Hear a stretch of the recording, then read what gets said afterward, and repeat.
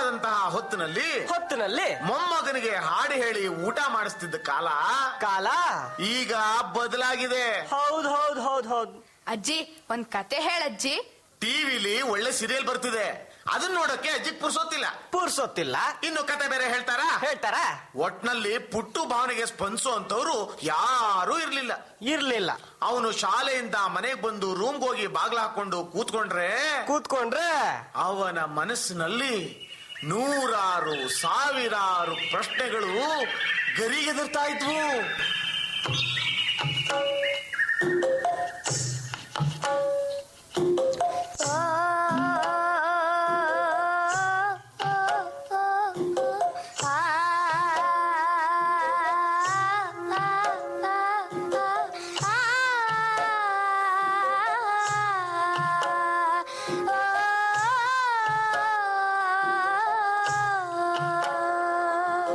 ತಾರೆಗಳ ತೋಟ ಮಾಡಿದ್ಯಾರು ಯಾರು ಯಾರು, ಮುಡ್ಡಲ್ ಕುಂತು ಮಳೆ ಸುರ್ಸೋರ್ ಯಾರು ಯಾರು ಯಾರು, ಸಾವಿರ ತೂಕದ ಪ್ಲೇನು ಹಾರೋದ್ ಹೇಗೆ ಹೇಗೆ ಹೇಗೆ, ಗಾಳಿಗೆ ಹಾರೋ ಸಣ್ಣ ಗುಬ್ಬಿಯ ಹಾಗೆ ಹಾಗೆ ಹಾಗೆ. ಓ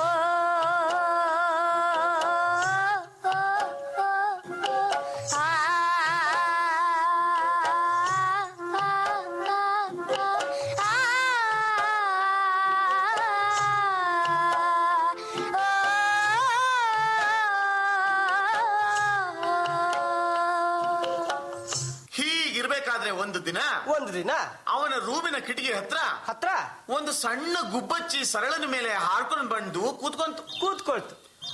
ಪುಟ್ಟುಗೆ ಅದನ್ನ ನೋಡಿ ಆಶ್ಚರ್ಯ ಆಯ್ತು. ಏ ಹುಡ್ಗ, ಯಾಕ್ ಹಾಗ್ ನೋಡ್ತಿದ್ಯಾ?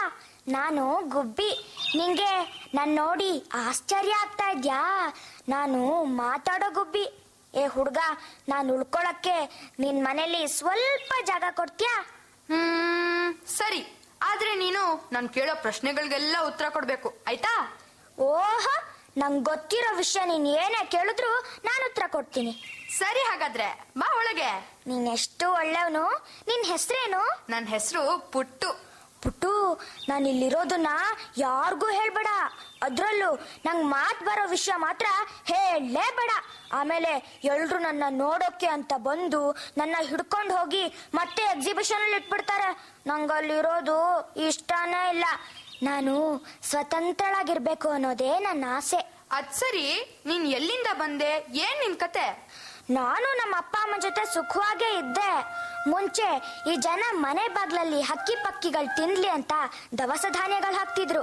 ಅದೇ ರಂಗೋಲಿ ಇದೆಯಲ್ಲ, ಆ ಪದ್ಧತಿ ಪ್ರಾರಂಭ ಆಗಿದ್ದೆ ಹೀಗೆ. ಓಹೋ. ಅಂಥದೇ ಒಂದ್ ಮನೇಲಿ ನಾನು, ನಮ್ಮಪ್ಪ ಅಮ್ಮ ವಾಸವಾಗಿದ್ವಿ. ಹೊಲ ಗದ್ದೆಗಳಿಗೆ ಹೋಗಿ ಹುಳುಗಳನ್ನೆಲ್ಲ ಹಿಡ್ಕೊಂಡ್ ಬಂದು ನಮ್ಮಪ್ಪ ಅಮ್ಮ ನನಗ್ ಕೊಡ್ತಿದ್ರು. ವಿಷದ ಔಷಧಿ ಹಾಕಿರೋ ಕಾಳುಗಳನ್ನೆಲ್ಲ ತಿಂದು ನಮ್ಮಪ್ಪ ಅಮ್ಮ ಸತ್ತು ಹೋದ್ರು. ಅಯ್ಯೋ ಪಾಪ. ನಾವಿದ್ ಗೂಡುನು ನಮ್ಮ ಮನೆ ಜನ ಕಿತ್ತಾಕಿದ್ರು. ಆಮೇಲೆ ಎಲ್ಲಿ ನೋಡಿದ್ರು ಧೂಳು, ಹೊಗೆ, ಶಬ್ದ.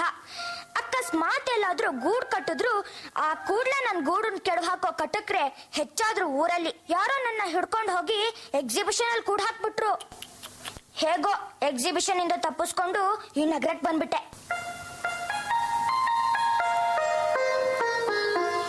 ಗುಬ್ಬಿ ಮತ್ತು ಪುಟ್ಟನ ನಡುವೆ ಸಾಕಷ್ಟು ಬಾಂಧವ್ಯ ಬೆಳೀತು. ಒಂದು ದಿನ ಪುಟ್ಟು ಶಾಲೆಯಿಂದ ಬೇಗನೆ ಬಂದ್ಬಿಟ್ಟ. ಏನೋ ಉತ್ಸಾಹದಲ್ಲಿದ್ದ. ಓಹೋ, ಏನ್ ಪುಟ್ಟು, ಇವತ್ತಿಷ್ಟು ಬೇಗ ಬಂದ್ಬಿಟ್ಟಿದ್ಯಾ? ಏನ್ ವಿಷಯ? ಗುಬ್ಬಿ, ನಮ್ ಶಾಲೆಲಿ ಎಸ್ಸೆ ಕಾಂಪಿಟೇಷನ್ ಇಟ್ಟಿದ್ದಾರೆ. ವಿಷಯ ಏನ್ ಗೊತ್ತಾ? ಪರಿಸರ. ನಾನು ಈ ಕಾಂಪಿಟೇಷನ್ ಅಲ್ಲಿ ಗೆಲ್ಲೇಬೇಕು. ಅದಕ್ಕೆ ನಿನ್ ಸಹಾಯ ಬೇಕು. ಹಾ, ಹೇಳ್ತೀನಿ ಕೇಳು.